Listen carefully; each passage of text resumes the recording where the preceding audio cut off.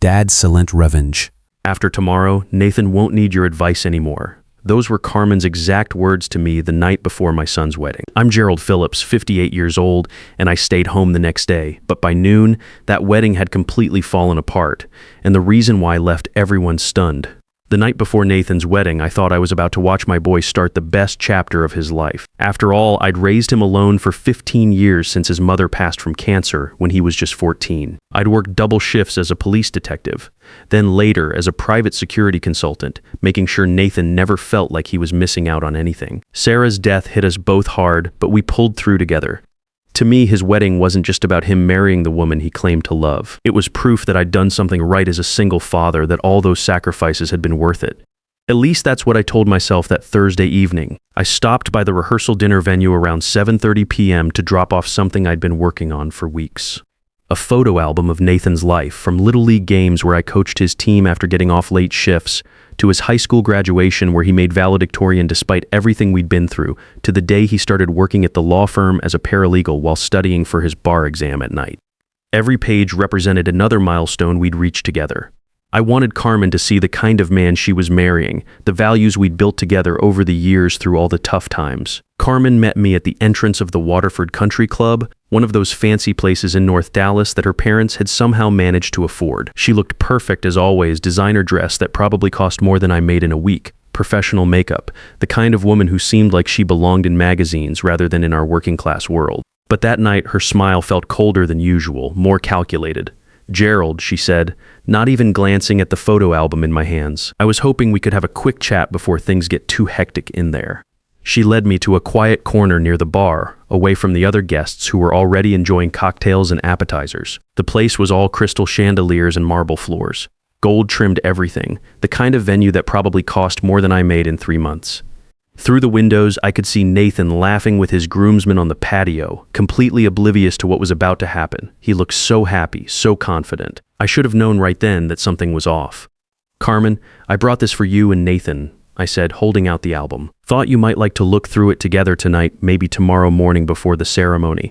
There are some great stories in here about his childhood, his achievements." She didn't even acknowledge it. Instead, she leaned in close, her voice dropping to almost a whisper. The kind of tone I'd heard criminals use when they thought they were being clever. "Gerald, I need you to understand something important. After tomorrow, Nathan won't need your advice anymore. He'll be my husband, part of my family, and honestly..." She paused, the practiced smile never leaving her face, but her eyes went completely cold. "I think it's time you stepped back and let him grow up." The words hit me like a punch to the gut. I'd been a cop for 25 years before retirement. I dealt with liars, manipulators, and criminals of every stripe. I'd interrogated murderers and con artists, faced down armed suspects and corrupt politicians. But hearing this from the woman my son was about to marry, it caught me completely off guard because I'd been trying so hard to give her the benefit of the doubt. "Excuse me? You've done your part, Gerald. You raised Nathan after Sarah died, and I'm sure that was challenging for someone in your position. But now he's moving into a different phase of his life, a more sophisticated phase. And frankly, your blue-collar background doesn't really fit with our future plans." I stood there holding that photo album, feeling like the ground had shifted under my feet. This wasn't grief talking, or wedding stress, or even the usual mother-in-law tension I'd heard about from other fathers. This was calculated. Cold, professional, even.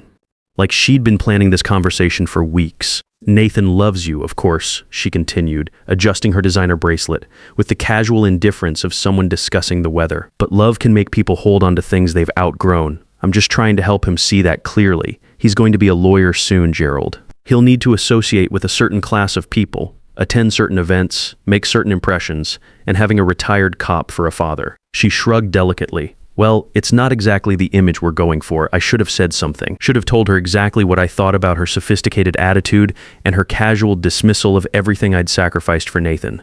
Instead, I felt all those years of raising Nathan alone pressing down on me. All those nights working late cases while helping him with homework at the kitchen table. All those times I'd put his needs before everything else in my life. Turning down promotions that would have taken me away from home, skipping social events because he had a baseball game or a school play. "Sleep in tomorrow, Gerald," she said, patting my shoulder like I was some old dog being put out to pasture. "Nathan and I will be just fine without you there. In fact, I think he'll appreciate having one less thing to worry about. Weddings can be so stressful, and having family dynamics to manage on top of everything else."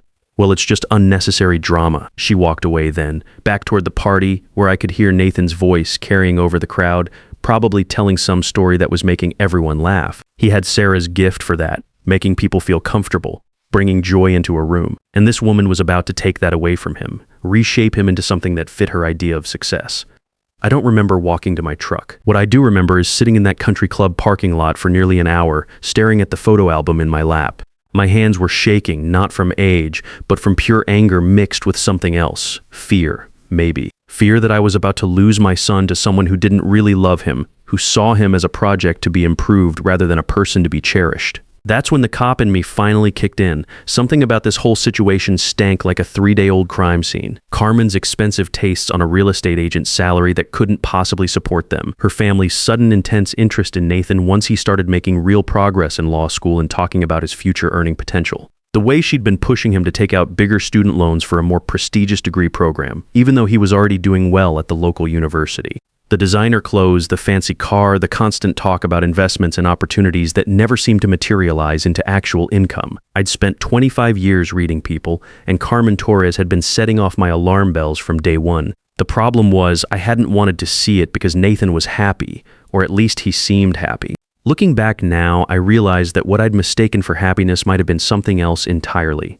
Stress, maybe. The kind of tension that comes from constantly trying to live up to someone else's expectations. But sitting in that parking lot, listening to the sound of laughter and music drifting from the country club, I made a decision that would change everything. If Carmen wanted to play games, she was playing with the wrong guy. I might be retired from the force, but I still had every investigative instinct I'd ever developed. And if my son was walking into a trap, I was going to find out about it before it was too late. The drive home took me through the old neighborhood where Nathan and I had lived after Sarah died.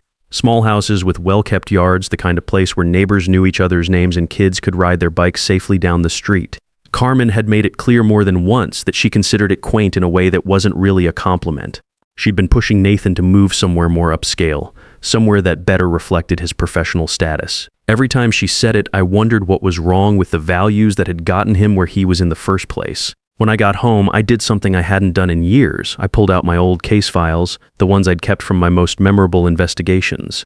Not because I was nostalgic, but because I needed to remember how to think like a cop again, how to separate emotion from evidence, how to follow leads even when they led somewhere you didn't want to go. I started with what I knew. Carmen Torres, 27 years old, real estate agent with Prestige Properties. She'd been with Nathan for almost 2 years, and they'd been engaged for 6 months. She claimed to have grown up in Austin, but had moved to Dallas for better opportunities. Her parents, Paul and Maria Torres, owned what she called a consulting business that seemed to involve a lot of travel and very little actual consulting that anyone could define.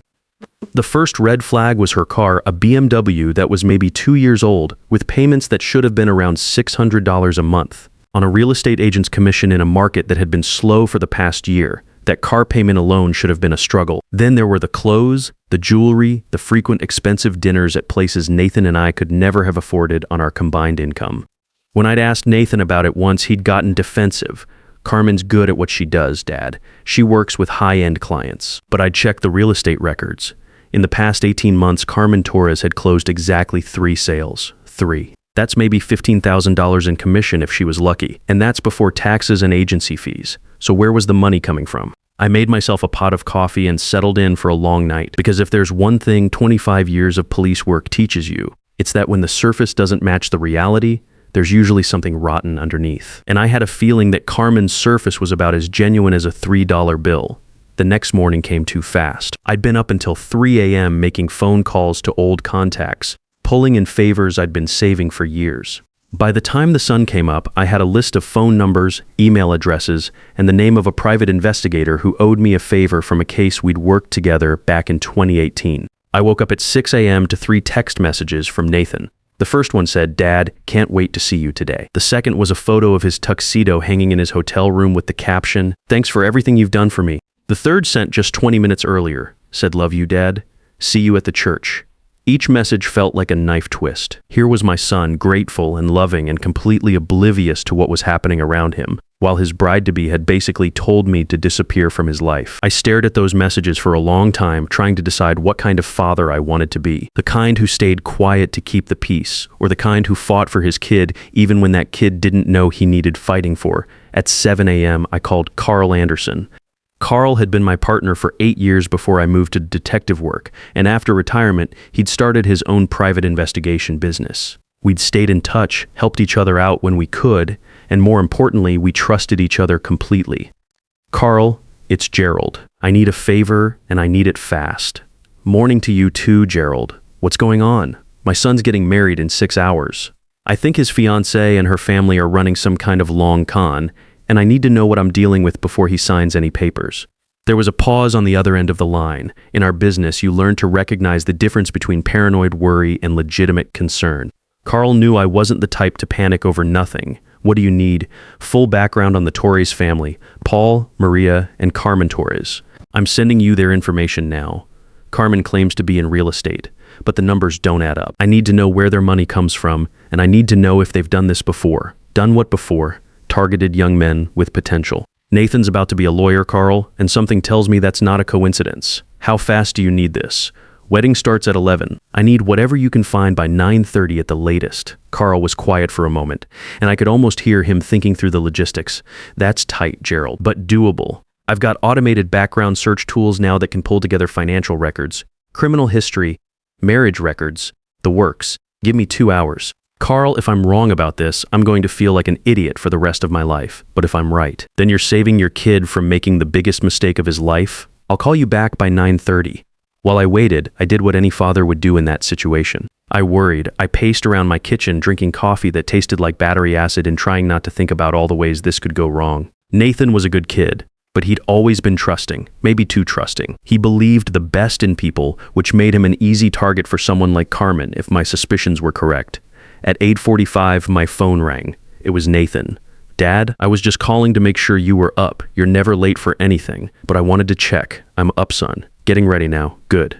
Hey, I just wanted to say thanks again for everything. I know it wasn't easy raising me alone after Mom died, and I know you made a lot of sacrifices. This day feels like, I don't know, like proof that we did okay. You know? I had to clear my throat before I could answer. We did more than okay, Nathan. We did great. I love you, Dad. I love you too, son. More than you'll ever know. After I hung up, I sat in my kitchen staring at the phone, hoping like hell that Carl was going to call back and tell me I was being paranoid. Because if I was right about Carmen, I was about to break my son's heart, and if I was wrong, I might lose him forever. At exactly 9:30 a.m., my phone rang. Carl's name showed up on the caller ID, and I answered before the first ring finished. Gerald, you need to sit down. I'm already sitting. What did you find? Carl's voice was grim. The tone he used to use when we'd just cracked a case that was worse than we'd expected. Your instincts were right. Paul Torres has filed bankruptcy twice in the last 8 years. Multiple failed business ventures, defaulted loans, tax liens going back to 2019. The consulting business is a shell company with no actual revenue. They're living on credit cards and whatever schemes they can run. My stomach dropped. What about Carmen? That's where it gets interesting. Carmen Torres has been engaged 4 times in the last 6 years, Gerald. 4 times. Always to guys with stable careers or family money. 2 engineers, 1 accountant, and a guy whose family owned a construction business. All 4 engagements ended abruptly after she gained access to their financial information. The room started spinning. Are you absolutely sure about this? Dead sure. I found social media posts going back years. She follows a pattern, meets successful young men, love bombs them for 6 to 8 months, gets engaged, starts pushing for joint bank accounts and shared investments, then disappears when they either catch on or run out of accessible money. I felt like I'd been punched in the gut. There's more, isn't there? Yeah, I found photos from 3 weeks ago. Carmen at the Marriott in Austin with some guy who's definitely not your son. Multiple angles, multiple times of day. She spent the weekend there while telling Nathan she was at a real estate conference. Send me everything. Already did. Check your email. Gerald, there's one more thing. I dug deeper into the Torres family finances. They owe money to some very unfriendly people, the kind who don't just send collection letters. Carmen isn't just looking for a meal ticket. She's looking for a way to stay alive. I hung up and opened my email. Photo after photo of Carmen wrapped around some guy in expensive clothes, laughing at hotel bars, walking hand in hand through Austin's downtown district. The timestamps showed it was exactly 3 weeks ago, right after Nathan had given her his grandmother's engagement ring. But the financial records were what really made me sick. Bank statements showing the Torres family was nearly $200,000 in debt to various creditors, including some names that Carl had highlighted in red with a note. Loan sharks. These guys play for keeps. Then I saw the prenuptial agreement that Carmen's family had insisted Nathan sign. I'd managed to get a copy through one of my contacts at Nathan's law firm. The document was 47 pages long, filled with legal language that would make most people's eyes glaze over. But I'd had a lawyer friend review it overnight, and what he'd found made my blood run cold. Clause 14, subsection 3. In the event of divorce within the first 5 years of marriage, 60% of the husband's future earnings shall be transferred to accounts designated by the wife's family for investment purposes. Clause 22, any inheritance, life insurance, or family assets belonging to the husband shall be considered marital property subject to division. Clause 31, the husband agrees to co-sign all investment opportunities presented by the wife's family business consultants. They weren't just marrying Nathan. They were planning to strip mine his entire financial future to pay off their debts. And if the marriage lasted long enough, they'd have access to everything. My pension, the house Sarah and I had bought together, even the $50,000 life insurance policy I carried with Nathan as the beneficiary. I looked at the clock. 10:15 a.m. The ceremony started at 11 a.m. I called Nathan's cell phone directly. Dad, where are you? Everyone's asking, and Carmen's parents keep looking around like they're expecting you to show up. Nathan, I need you to meet me in the parking lot behind the church. Right now, there's something you need to see before you walk down that aisle. Dad, I can't leave. The ceremony starts in 45 minutes, and I still need to get my boutonniere pinned on, and the photographer wants to take some pre-ceremony shots. Son, I use the voice I'd learned in 25 years of police work. The one that cut through panic and confusion and got people's attention. This is the most important conversation we will ever have. Give me 10 minutes. If what I show you doesn't change anything, I'll drive away and never mention it again. But if you don't hear me out now, you might regret it for the rest of your life. The desperation in my voice must have gotten through to him because after a pause, he said, okay, 10 minutes. But Dad, this better be important. More important than you know, I drove to the church with my hands shaking on the steering wheel. St. Mary's Catholic Church was in the heart of old Dallas, surrounded by oak trees that were older than the city itself. Cars were already filling the parking lot, family, friends, colleagues from Nathan's law firm. People who cared about him, who wanted to see him happy.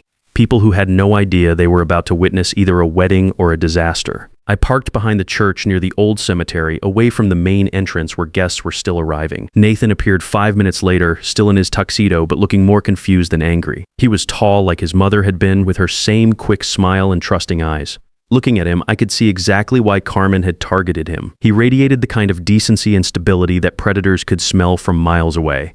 Dad, what's going on? Everyone's worried about you. I handed him my phone with Carl's investigation pulled up. Start with the photos.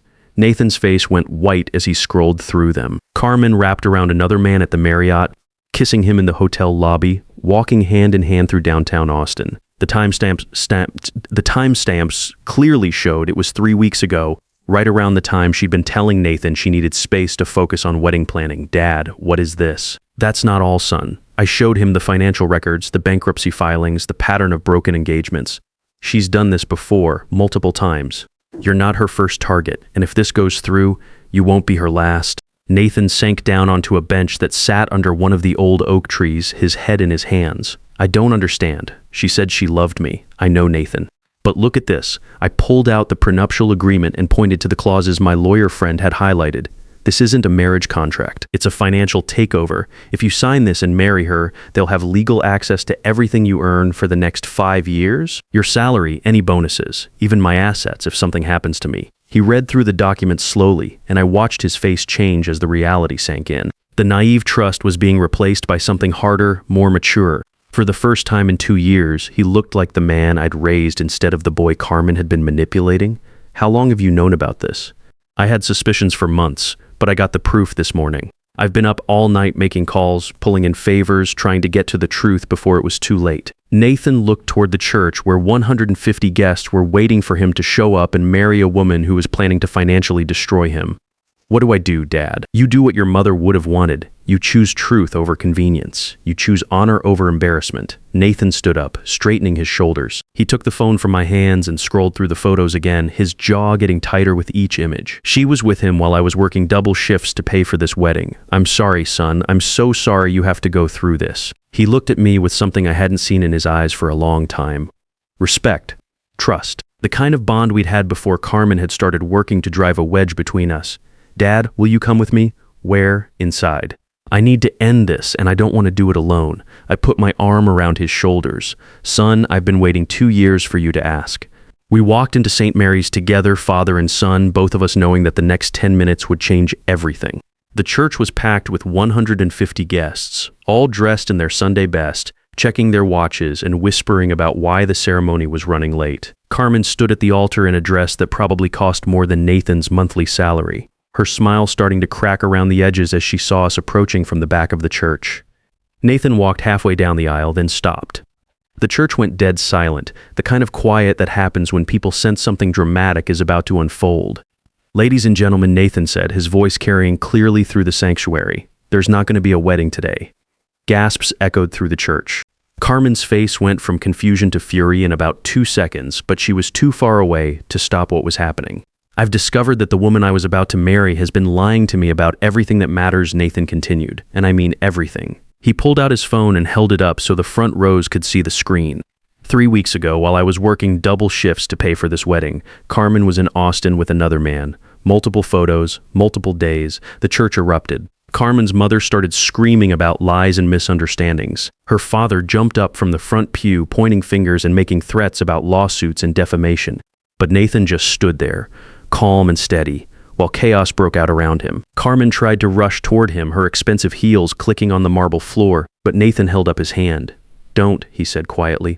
Just don't. Nathan, you don't understand, Carmen called out, her voice shaking with what might have been real emotion for the first time in 2 years. Those photos aren't what they look like. That man is a client, a business associate. I can explain everything. Nathan looked at her for a long moment, and I saw something in his eyes that reminded me of his mother. Sarah had the same expression when she was disappointed in someone, not angry, just sad that they thought she was stupid enough to believe their lies. Carmen, I've seen your bank records. I've seen your family's debt. I've seen the print-up your father wrote up. He pulled out the contract and held it up. 60% of my future earnings? Really? Did you think I was too dumb to eventually read the fine print? Paul Torres was on his feet now, red-faced and shouting. You can't prove anything, you little punk. That's confidential financial information. Actually, Nathan said, his voice taking on the professional tone he'd learned in law school, it's all public record. Bankruptcy filings, court judgments, tax liens. Amazing what you can find when you know where to look. I felt a surge of pride watching him handle the situation. This was the man I'd raised, not the confused boy Carmen had been manipulating for 2 years. Carmen's family tried everything in those next few minutes. Tears, threats, promises to change, accusations that I had poisoned Nathan against them. Paul Torres even tried to physically intimidate Nathan, stepping into the aisle like he was going to start something. But I moved up beside my son, and something about my expression made Paul think better of it. 25 years as a cop gives you a certain look that smart people don't mess with. This is what's going to happen, Nathan announced to the church. Everyone who wants to stay for a reception can head over to the community center. There's already food and music paid for, might as well not waste it. But there won't be a bride and groom there, and there definitely won't be a Torres family. Carmen made one last desperate attempt, grabbing Nathan's arm as he turned to leave. Nathan, please, I love you. I made mistakes, but I love you. Nathan looked down at her hand on his arm, then gently removed it. Carmen, you don't love me, you don't even know me. You love what you thought you could take from me. By noon, the church was empty except for Nathan and me. We sat in the front pew, both of us still in our formal clothes, looking at the altar where Carmen should have been standing. The flowers were beautiful. White roses and baby's breath, the kind of arrangement Sarah would have loved. It seemed wrong to let them go to waste.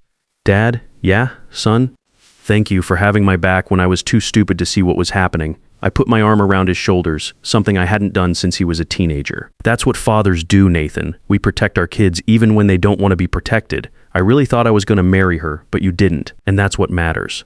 Nathan was quiet for a minute, then said, you know what the worst part is? She almost made me believe that you were the problem, that you were holding me back from becoming the man I was supposed to be. She's good at what she does, son. That's what makes people like her dangerous. They find your weak spots and exploit them. How did you know to investigate her? I smiled. 25 years as a cop, Nathan. When someone tells me I'm not needed anymore, that usually means I'm needed more than ever. Plus, she made one critical mistake. What's that? She underestimated how much I love you. We sat there for a while longer, father and son, in an empty church that should have been full of celebration. But honestly, it felt more like a victory than a defeat. Because sometimes the best weddings are the ones that don't happen. Carmen and her family tried to cause trouble afterward, just like I'd expected, threatened lawsuits for emotional damages and breach of contract. But when Carl delivered copies of all our evidence to their lawyer, those threats disappeared pretty quickly. Turns out fraud is harder to defend than hurt feelings, and most lawyers won't take a case they know they'll lose. Nathan threw himself into his law studies after that, more determined than ever to build a career on his own terms. He passed the bar exam 6 months later on his first try. At his celebration dinner, he raised his beer and said to Dad, who taught me that the people who love you most are sometimes the ones who tell you what you don't want to hear. I raised my own beer to having each other's backs no matter what. The truth is, Carmen Torres did me a favor that night at the country club.